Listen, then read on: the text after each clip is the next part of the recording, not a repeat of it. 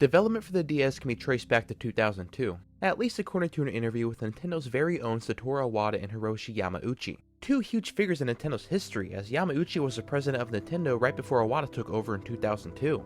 They were being interviewed in February of 2004 by Nikkei Sanghon Shimbun, a Japanese newspaper, and it's where we get the first glimpses into what Nintendo was thinking in the months leading up to the DS release later that fall. It would reveal the true intentions they had for the future, one of expanding the game market.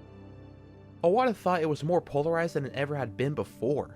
You didn't have a casual market of gamers that saw games as a fun hobby to pick up for a minute or two. It was getting more and more difficult to create games that Nintendo really wanted to make. The GameCube was a powerful console in the market, but it came at the cost of having to prioritize quality over quantity. Making games on it took time, and sometimes that focus on quality didn't validate the game's poor sales, not to mention the console itself. Iwata told interviewers that perhaps power wasn't going to sell consoles. That instead of focusing on the current market that revolved around the PS2, Xbox, and PC, it was rather time to begin focusing on the casuals, which contained forgotten market potential. Yamauchi would add to this, giving his opinion that power doesn't determine fun in the game. I would personally agree with this. Before this, in November of 2003, Nintendo had originally announced the idea of the DS, no name yet.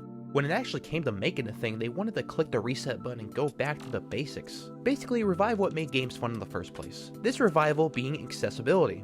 You can have a game with amazing graphics, engaging gameplay, a plethora of content to truly get a bang for your buck. But all of that can be meaningless sales-wise if consumers aren't interested in the console it's on. You always see the GameCube get praised for some of the truly unique titles it has, but those titles sales-wise are capped at how many GameCubes are sold, and the amounts sold were kind of pathetic. But then of course, on the other hand, games sell consoles. What does this mean? In the 2000s, these were not the games and this was not the console that Nintendo needed or wanted. Again, Iwata himself said that power wasn't selling. Maybe these games were impressive, but when you look at the PS2 graphics to compare that to the GameCubes, it's clear consumers didn't care too much about that power. It was time to prove this idea and go back to square one, basically do a 180 and go back to that accessibility. And of course, where else better to do that than E3?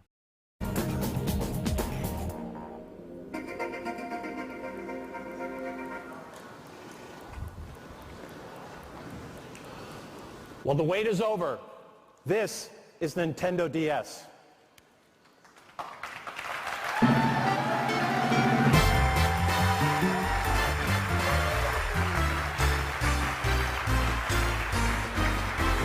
The Nintendo DS, a name that was at the time temporary, ended up being final. But there's a sense of simplicity in DS that works really well. To represent the most obvious feature, dual screens. But that's not what the initials stand for to us. DS has a much larger and more relevant meaning.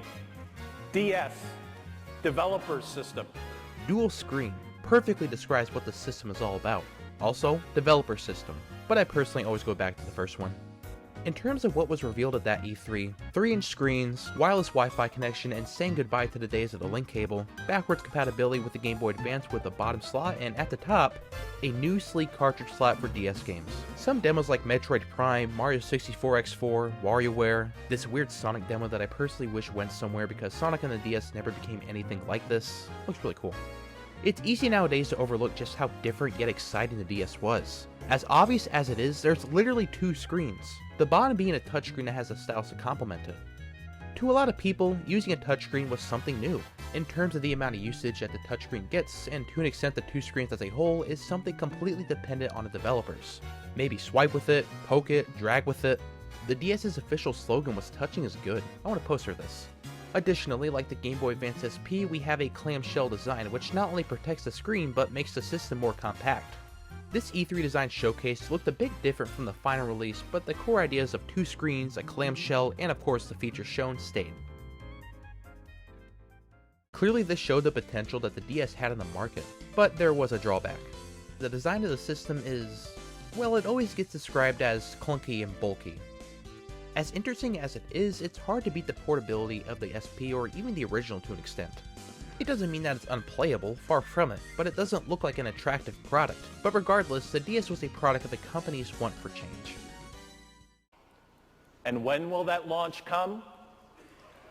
We're targeting release of Nintendo DS in both Japan and America this year. Nintendo opened pre-orders for the DS November 3rd for America and Japan. It was planned to have 1 million units be delivered to retailers, but in a landslide, well over 3 million pre-orders were taken across both countries. Another factory was brought up just to keep up with the production of a much higher than expected demand.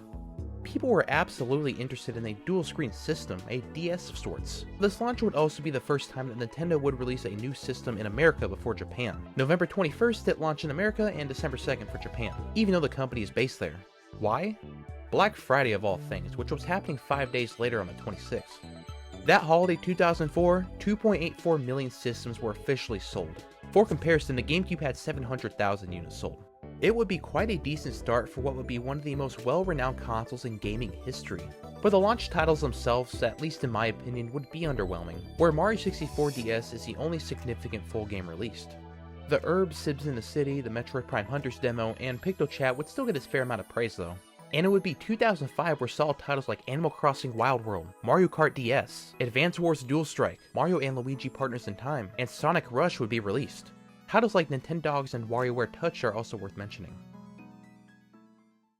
Even if renditions of the DS like the DS Lite and DSi took away the spotlight years down the line, the original console that started the DS craze should not be forgotten. It may have only had a mere year and a half to shine, but it carries a big legacy.